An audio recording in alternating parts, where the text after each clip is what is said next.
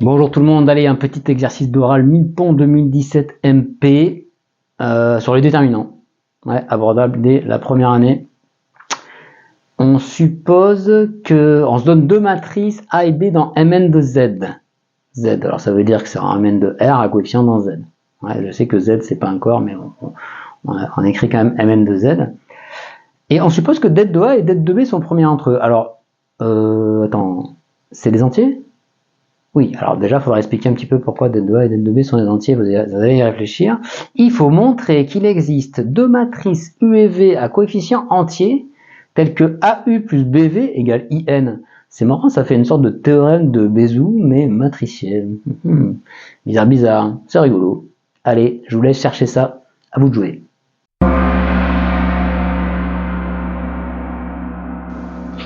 Alors, vous avez trouvé? Ouais, alors... Ici, pour tout vous dire, en fait, ces genres d'exo, vous allez voir la solution, ça se fait en 10 secondes. Mais il faut penser au bon outil. Voilà, donc c'est une sélection un peu là-dessus. Vous pouvez vous dire la solution en 10 secondes pour un exo de MIPON, c'est un peu bizarre. Bah oui, la sélection se fait juste en allant chercher le bon outil. Alors évidemment, je ne vous ai pas soufflé l'outil, parce que si on vous souffle l'outil, l'exo est relativement trivial.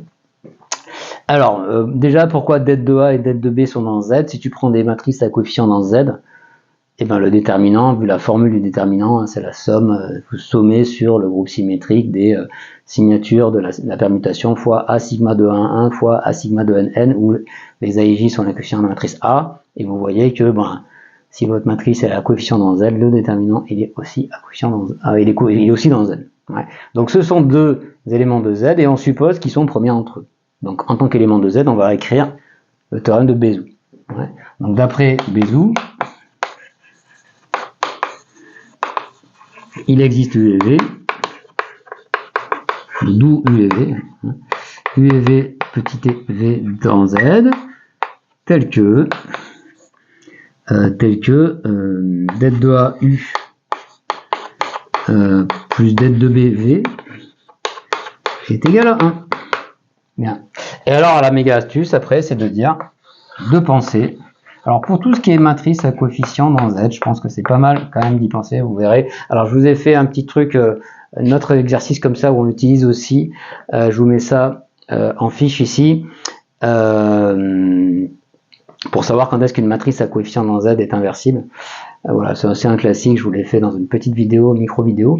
Alors ici l'astuce, on y vient quand même, astuce, la ruse, c'est d'utiliser la comatrice. Voilà, c'est tout bête. Ouais, parce que là, comment exploiter que vous avez des coefficients dans Z? La comatrice c'est construit à partir de déterminants mineurs. Ouais, donc qui sont aussi à coefficient dans Z. Et donc la comatrice va être aussi à coefficient dans Z. Ouais. Donc le théorème de la comatrice. Le théorème de la comatrice. Donc là, il faut quand même avoir fait MPSI, je crois. Je suis pas sûr que ce soit un programme de PCSI. Donc ça fait quoi? Eh ben c'est A fois la transposée de la comatrice de A est égal à det de A fois IN. Ouais. Et donc la comatrice, c'est la matrice des cofacteurs. Alors il y a plein de vidéos là d'Oro, si vous pouvez aller chercher la première vidéo d'Oro là sur le. Là ici c'est la troisième série sur la comatrice, le troisième exercice d'oral. La comatrice, si A est à coefficient dans Z, la comatrice aussi. Ok, donc ça vous fait quoi? Donc, alors, voilà. Qu'est-ce qu'on peut dire? Ici, tout bêtement, on va remplacer det de A par ça. On multiplie ça par IN. Donc vous prenez étoile là, et vous multipliez par IN. Ça fait quoi?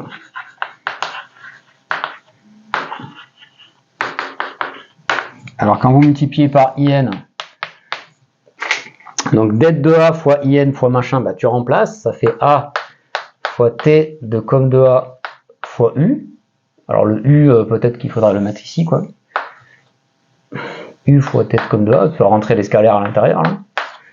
Ouais, et après det de B, tu fais pareil, le même théorème avec B. Donc ça fait B fois, je sais pas quoi là, fois V, T de com de B,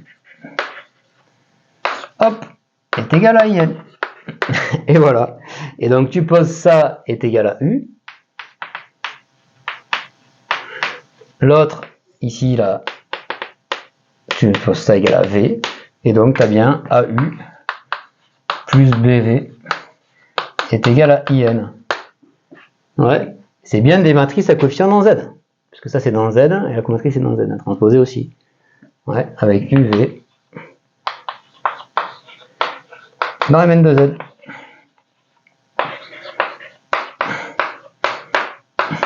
Voilà, c'est astucieux, hein. Voilà, mais il faut juste y penser. Et évidemment, à l'oral, on vous dit pas utiliser la comatrice, sinon vous perdez la moitié des points, j'imagine. Enfin, je sais pas. Voilà. C'est rigolo. Allez, donc si ça vous a plu, laissez-moi un petit pouce bleu et puis allez voir, allez chercher. Voilà un autre oral que je vous ai fait aussi encore sur la comatrice. Quand est-ce que l'utilisation de la comatrice pour montrer qu'une fonction, une matrice à coefficient dans Z, si elle est inversée, elle a encore un coefficient dans Z. Dans Z, c'est assez rare. Et vous verrez qu'on va caractériser ça avec le fait que son déterminant est égal à plus ou moins 1. A bientôt.